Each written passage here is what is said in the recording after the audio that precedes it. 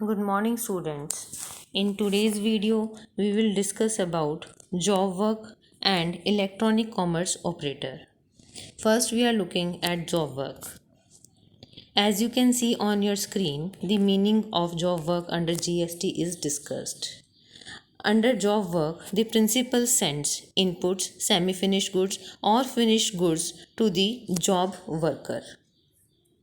Job worker makes the further processing on such goods and returns to principal within 1 year or 3 years respectively. For further clarification, we may say that goods sent to job worker that may include the capital goods or molds, dies, jigs and fixtures or tools or other inputs.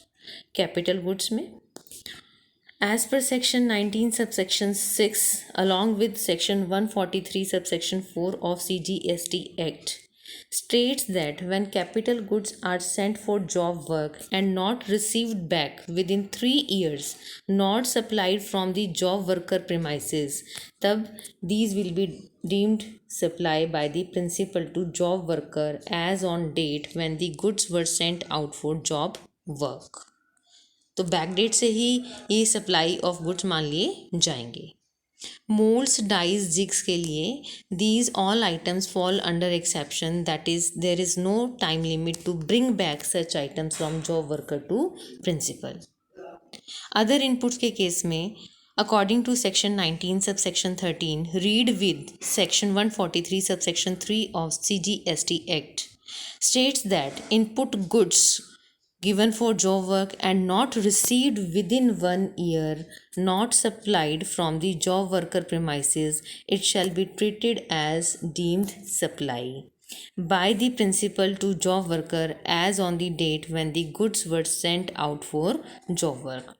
तो यदि capital goods 3 years में वापसी नहीं आए हैं और inputs 1 year में वापसी नहीं आए हैं तब ये डीम्ड सप्लाई माने जाएंगे from the back date. Next, we are looking at the situation that GST will be charged or not. Herein, it is being clarified who is principal. Principal is a registered taxable person, and job worker is a person who works on instruction and input supplied by his principal. यहाँ पे बात हो रही है inputs and capital goods की.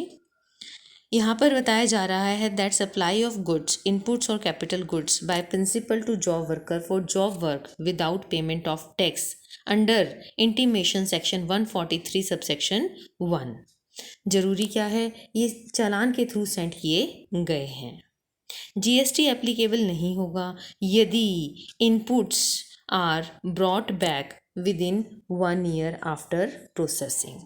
Similarly, capital goods are brought back within 3 years after processing.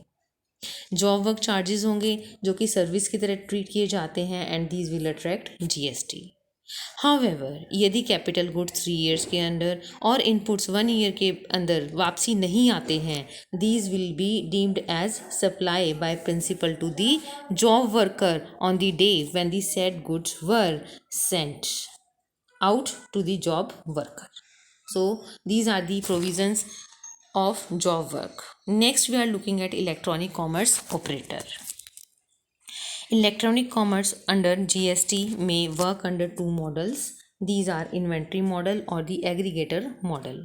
Under the inventory model, where e-commerce operator sells his own goods and services through its website like Domino's does, then registration is not mandatory unless turnover crosses rupees 20 lakhs. However, under aggregator model, where e-commerce operator provides a platform for vendors and vendors will sell their products through e-commerce operator platform like Flipkart, Amazon, Swiggy, etc. Herein, registration is mandatory even if turnover is less than rupees 20 lakhs. Next, we are looking at that there are supplier of goods and services to e-commerce player and they supply goods to the customer. As is shown, goods or services sold through e-commerce operator and goods sold to customer for delivery. Consideration is collected by the e-commerce operator from the customer and given back to the supplier after deducting commission. Herein, TCS, that is tax collected at source on the consideration being paid to the supplier of goods or services by the electronic commerce operator. Next, stock transfer. GST will be levied on inter and intra-state transfer of stock between the branches and warehouses of single e-commerce operator. एक ही ई commerce operator के different godowns बने हुए हैं, where houses बने हुए हैं, तो उस केस में यदि कोई ट्रांसफ़र होता है in between them, these will attract GST. Registration की यदि बात करें तो रजिस्ट्रेशन में e commerce player located at multiple locations have to obtain state wise registrations. Next and last we have the difference e commerce operator and person supplying through ECO, यानी कि हम inventory model और aggregator model की बात कर रहे हैं. ECO की यदि बात करें, any person who owns, operates और मैनेजेस डिजिटल और इलेक्ट्रॉनिक फैसिलिटी और platform for electronic commerce is an ECO. However, any seller of goods or services registered on the platform to provide their services is person supplying through ECO.